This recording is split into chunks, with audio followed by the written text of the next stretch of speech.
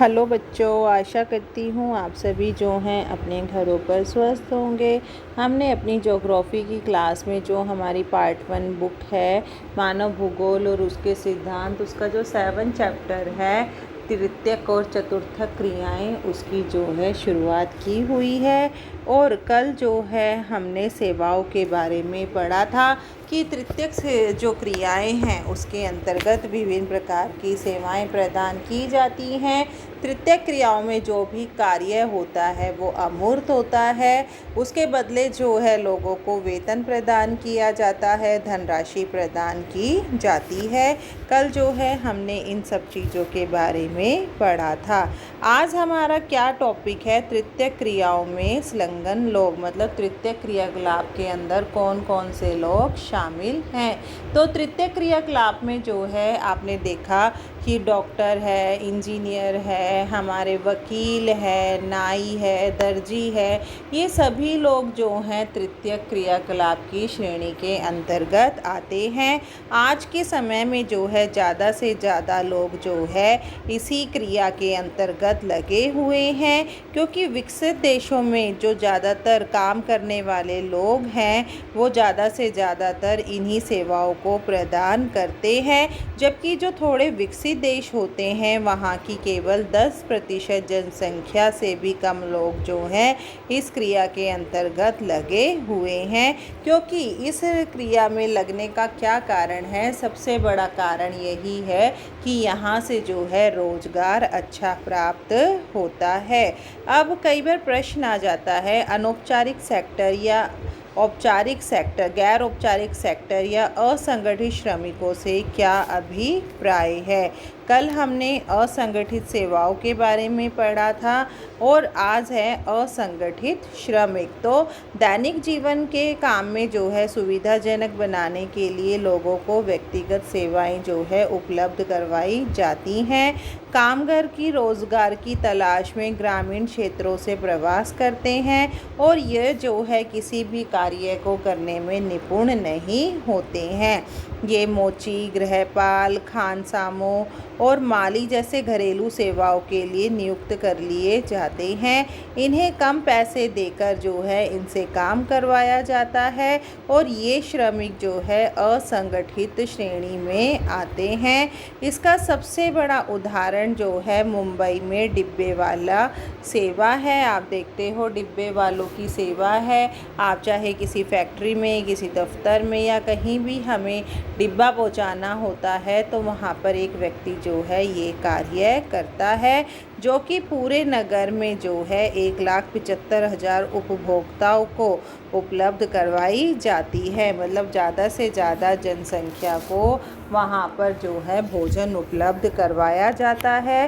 किसकी सहायता से? डब्बे वालों की सहायता से। अब कई बार ये भी पूछा जाता है कि विकासशील देशों में सेवा क्षेत्र उन्नत देशों में किस प्रकार भिन्न है। तो विकासशील देशों में सेवा क्षेत्र उन्नत देशों से निम्न प्रकार से भिन्न रहता है।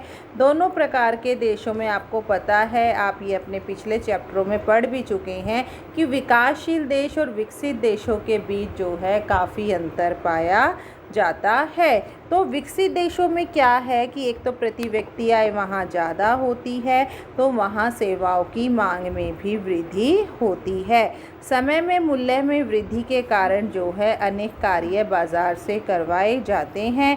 घरेलू उत्पाद में चिकित्सा क्षेत्र के अनुपात में वृद्धि है। ये कहाँ की है? विकसित देशों की। प्रौढ़ लोगों में चिकित्सा सेवा की मांग है। शैक्षिक सेवाओं की मांग में वृद्धि में गणित और कंप्यूटर क्षेत्र में वृद्धि हुई है। और क्या है? विश्व स्तर पर सेवाओं में बड़े पैमाने पर व्यापार विकसित हुआ है। विकासशील देशों में क्या आ जाता है कि विनिर्माण की अपेक्षा जो है सेवा क्षेत्र तेजी से बढ़ रहा है। राष्ट्रीय संपदा में भी जो है इसके योगदान में वृद्धि हुई है। असंगठित सेवाओं में अधिक लोगों का लगा होना जरूरी है। ग्रामीण प्रवासी का नगरों में आकर कम मजदूरी पर कार्य करना भी विकासशील देशों में ही शामिल है। विकास की प्रक्रिया का निश्चित घटनाक्रम जैसे प्राथमिक क्षेत्र, फिर द्वितीयक क्षेत्र, फिर तृतीयक, फिर चतुर्थक क्षेत्रों को शामिल किया गया है। हमारा अगला टॉपिक क्या है? पर्यटन। पर्यटन से आप क्या समझते हैं कि घूमना फिरना। पर्यटन का मतलब क्या है? कहीं पर यात्रा करने जाना, अपने मनोरंजन के लिए कहीं पर घूमने के लिए जाना। तो आपको ये प्रश्न कैसे आ सकता है कि पर्यटन सेवा से क्या अभिप्राय है? पर्यटन किन कारकों द्वारा प्रभावित होती है? विश्व में पर्यटन आकर्षण के मुख्य कारक कौन कौन से हैं? तो पर्यटन जो है मनोरंजन का आनंद के लिए जो है यात्रा की जाती है वो पर्यटन कहलाती है। पर्यटन का क्षेत्र जो है तेज़ी से उन्नति और प्रगति कर रहा है। कुल से ज़्यादा लोग, रोज़गार और कुल राजस्व की दृष्टि से यह विश्व का अकेला सबसे बड़ा तृतीय क्रियाकलाप बन गया है। आप देखते हो घूमने फिरने के माध्यम से जो है बहुत सारी धनराशि कमाई जाती है। इससे देश को, राज्य को, सभी को जो है लाभ प्राप्त होता है। पर्यटकों को जो है आवास, भोजन, परिवहन, मनोरंजन तथा विशेष दुकानों जैसे सेवा उपलब्ध कराने के लिए जो है उन अनेक लोगों को रोज़गार प्राप्त होता है। अब कहीं हम जाते हैं घूमने के लिए तो खाना हम खुद नहीं बनाते ना, होटलों में जाकर हम खाना खाते हैं। तो इससे वहाँ पर जो काम करने वाले लोग हैं उन्हें वेतन प्राप्त हो जाता है। और कहीं पर हमें कोई चीज़ पसंद आ जाती है तो वहाँ से हम वो चीज़ खरीद कर लेकर आते हैं। तो इससे भी वहाँ पर लोगों को जो है रोज़गार प्राप्त हो जाता है। और क्या है कि अनेक लोग, पर्यटक के विकास से आधारभूत आर्थिक ढांचा भी जो है मजबूत होता है। पर्यटन अवसंरचना उद्योग, फुटकर व्यापार, शिल्प उद्योगों को जो है वो विकसित करता है। अब क्या है पर्यटक के प्रकार को, अच्छा सबसे पहले पर्यटक के प्रदेश कौन कौन से हैं? भूमध्य सागरीय तट के चारों ओर जो है घूमने फिरने के स्थान हैं। शीतकालीन अवस्था में खेल प्रदेश जो मुख्यतः पर्वतीय क्षेत्रों में पाए जाते हैं। मनोहारी दृश्य भूमि जो कि जहाँ पर देखने के दर्शनीय स्थल सबसे ज़्यादा होते हैं, स्मारक होते हैं और सांस्कृतिक रूप से जो विकसित होते हैं वहाँ पर जो है लोग घूमना फिरना ज़्यादा पसंद करते हैं। अब पर्यटन के प्रकार हैं। कुछ प्रदेशों में पर्यटन जो है ऋतु के अनुसार होता है। अब अगर हमें ज़्यादा सर्दियों के दिनों में हम बर्फ़बारी देखना पसंद करते हैं, गर्मियों के दिनों में भी जो है हम ठंडी जगहों को ढूंढते हैं। और अगर हमें कोई ऐतिहासिक इमारत वगैरह देखनी होती है तो हम उसी के हिसाब से जो है अपनी जगह का चयन करते हैं। पर्यटन को प्रभावित करने वाले कारक कौन कौन से हैं? सबसे पहला कारक है मांग की छुट्टियों की मांग। जब छुट्टियां हो जाती हैं तो पर्यटन को भी बढ़ावा मिलता है। छुट्टियों की मांग जो है तीव्र गति से बढ़ी है। जीवन स्तर में सुधार, बढ़े हुए फुर्सत के समय के कारण जो है अधिक लोग विश्राम के कारण जो है अवकाश लेकर चले जाते हैं। दूसरा कारण क्या है? परिवहन सुविधाओं के सुधार के साथ जो है पर्यटन क्षेत्र पर आरंभ हुआ है। इसने पर्यटन के अवसरों को जो है और भी ज़्यादा विकसित कर दिया है। बेहतर सड़क मार्ग और वायु परिवहन के विस्तार से जो है कुछ ही घंटों में विश्व की यात्रा करना बहुत आसान कर दिया है। इसके अतिरिक्त छुट्टियों के पैकेज का आ जाने की लागतों में भी कमी आई है।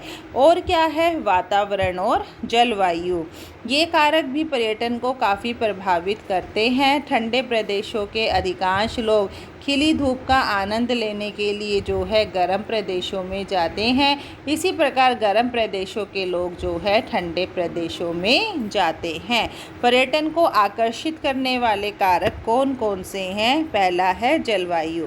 पर्यटकों के लिए जलवायु का विशेष महत्व है। ठंडे इलाके के पर्यटक जो है गर्म इलाकों में जाते हैं और गर्म इलाकों के जो है ठंडे इलाकों में आते हैं। भारत के उत्तरी मैदान के अधिकांश पर्यटक जो हैं हिमालय की तरफ जाते हैं। इसी प्रकार उत्तरी यूरोप के ठंडे इलाकों में रहने वाले दक्षिणी यूरोप के भूमध्य सागरीय इलाकों में आते हैं।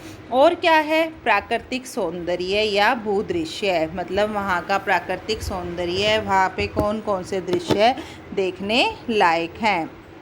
कुछ पर्यटकों को प्रकृति से विशेष लगाव होता है। वे अपने अवकाश को आकर्षित करने वाले पर्यावरण में बिताना पसंद करते हैं। किसी को बिल्डिंगें देखना पसंद है, किसी को सुंदर सुंदर हरे भरे खेत देखना पसंद है।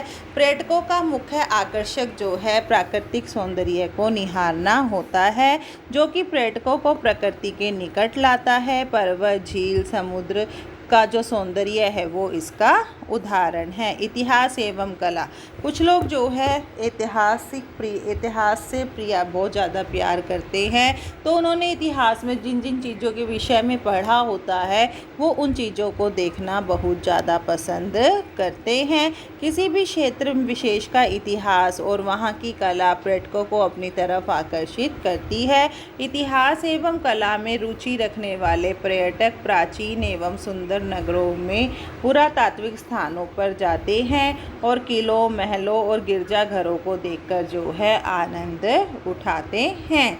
सांस्कृतिक एवं अर्थव्यवस्था, किसी भी देश या प्रदेश की संस्कृति और अर्थव्यवस्था जो है विशेष रूप से उन पर्यटकों को आकर्षित करती है जो मानव जाति और स्थानीय रीतियों में जो है रुचि रखते हैं। यदि कोई प्रदेश पर्यटकों की ज़रूरतों को सस्ते दामों में पूरा करता है तो वह अत्यंत लोकप्रिय हो जाता है। घरों में रुकना एक लाभदायक व्यापार बनकर जो है, जैसे गोवा में हेरिटेज होम्स और कर्नाटक में मेडिकेयर और कूर्ग बनाए गए हैं। तो जहाँ पर हम घूमने फिरने जाते हैं, हम चाहते हैं कि वहाँ पर हमें सभी प्रकार की सुख सुविधाएं प्राप्त हो, और जहाँ पर हमारी सारी सुख सुविधाओं का सामान उपलब्ध होता है, जहाँ जो स्थान हमारी रुचि के अनुसार होता है, वो वहीं पर जाना जो है हम ज़्यादा से ज़्यादा पसंद करते हैं।